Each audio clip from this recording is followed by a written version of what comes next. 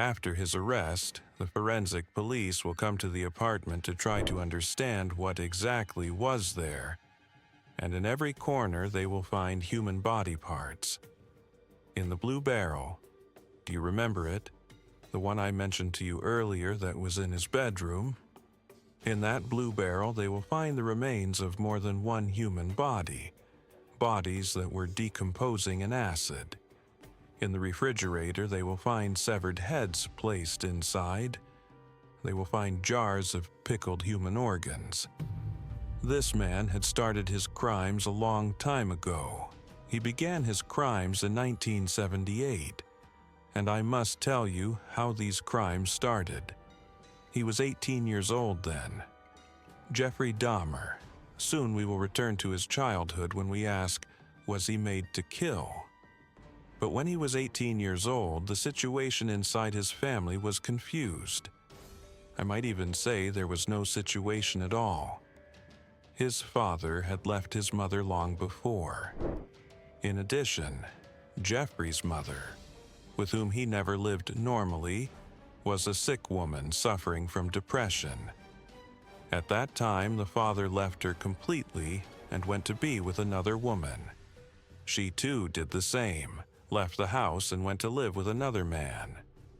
The result was that the family house continued to be lived in by Jeffrey Dahmer, 18 years old, a period of discovery for a teenager discovering himself. During that time, Jeffrey saw his friends meeting girls and dating, and he discovered that his tendencies were different. And from here, his crimes would begin. From here, as he would later narrate, he found a kind of pleasure that after he raped his victims, he would kill them and eat their flesh. The first crime will be against this man. We are speaking of Stephen Hicks, who was also 18 years old, whom Dahmer killed in the family home in 1978.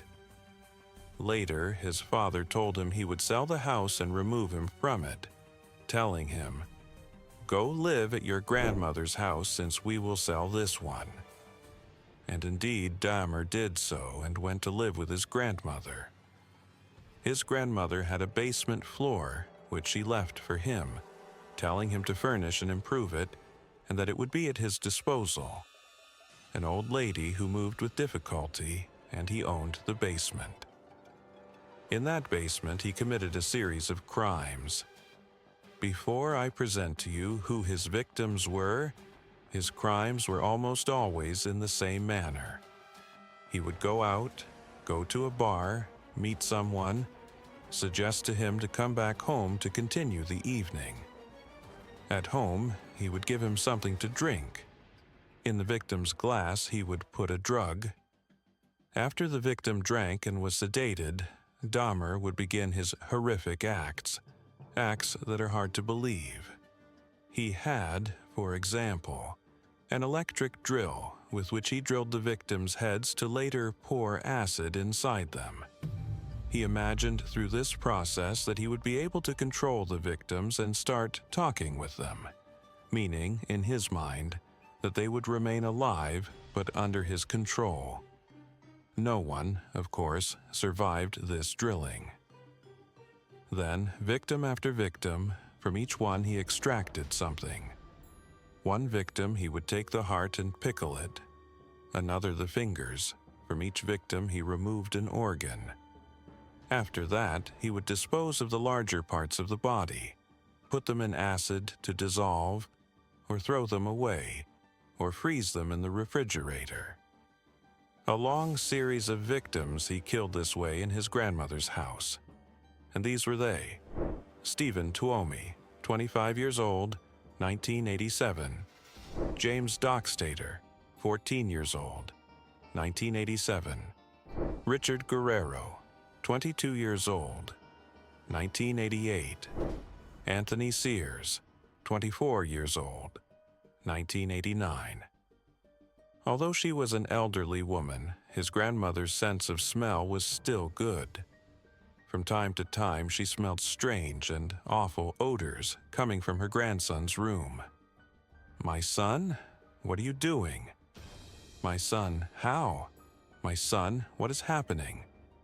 "Nothing, Grandma. I'm doing experiments on dead animals. You know, I work in blood and such. I bring a mouse or small squirrel or any little animal and dissect it. Once, twice, 3 times, until she decided to inform his father. She called him and said, 'What your son is doing, I don't know what it is, but make sure of his story because it worries me, and I have a frightening feeling about what he's doing.' His father, who was a pharmacist, came to the house, went down to the place his son lived. He realized there was something unnatural happening. He knew very well odors. He knew very well the smell of acid. He knew well that sticky liquid resembling skin. What could it be? He didn't want to go into details with his son, but told him, 'Leave completely your grandmother's house. Your grandmother is an old lady. Don't disturb her. Please leave her house immediately.' And Dahmer didn't resist. He left his grandmother's house and went to live where? Yes, in apartment 213. The same apartment where he continued his series of crimes against these people. Ernest Miller, 22 years old, 1990. Errol Lindsay, 19 years old, 1991. Anthony Hughes, 31 years old, 1991. Konarak Synthesumphone, 14 years old, 1991. David Thomas, 22 years old, 1991. Curtis Strotter, 17 years old, 1991. Matt Turner, 20 years old, 1991. Oliver Lacey, 24 years old, July 1991. Jeremiah Weinberger, 23 years old, July 1991. Joseph Braidhoft, 25 years old, July 1991. In total, 17 victims. 17 victims whose body remains, parts of them, some found years after being killed, all were found in the 3 places Dahmer lived: the family home, grandmother's house, and apartment 213.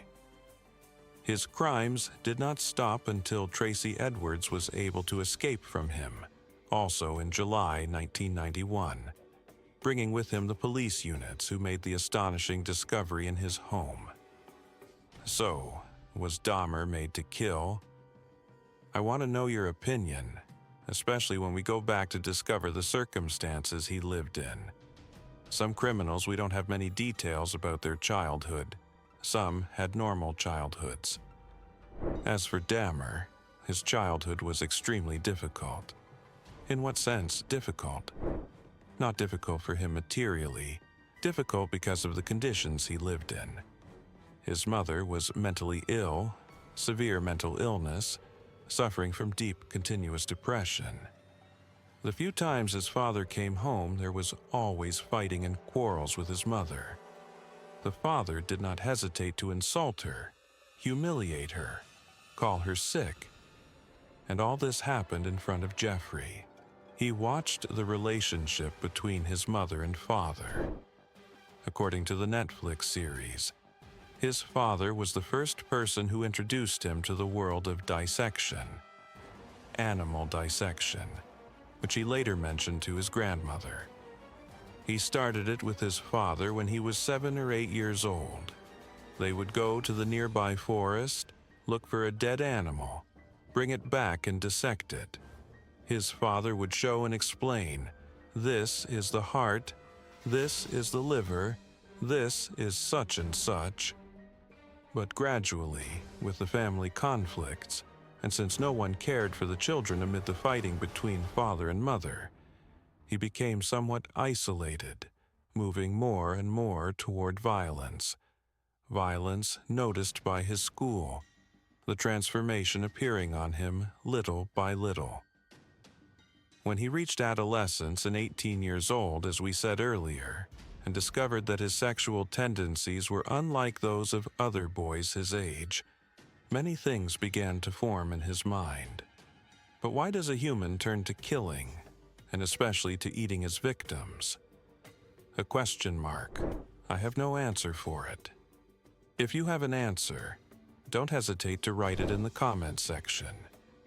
In February 1992, Jeffrey Dahmer will be sentenced to life imprisonment, 17 times according to the number of his victims, meaning the years of prison he was sentenced to almost reached 1,000 years, 972 years in prison, ruled by the court against him. But prison he would not spend long, because Jeffrey Dahmer was among those criminals who felt no remorse for what he did to his victims, and thus he was hated even by the prisoners among whom he lived. That hatred led to a crime this time against him. In November 1994, Christopher Scarver, one of the inmates there with Dahmer, struck him with a dumbbell used for weightlifting and killed him on the spot. In this way, Dahmer did not spend even 2 years in prison before being killed, almost in the same manner he killed his first victim. That was the story of Jeffrey Dahmer. Do not forget to press the like button if you truly enjoyed the episode's content, and subscribe to the channel if you haven't yet. Thank you for your attention. Until I meet you in the next episode, I tell you goodbye.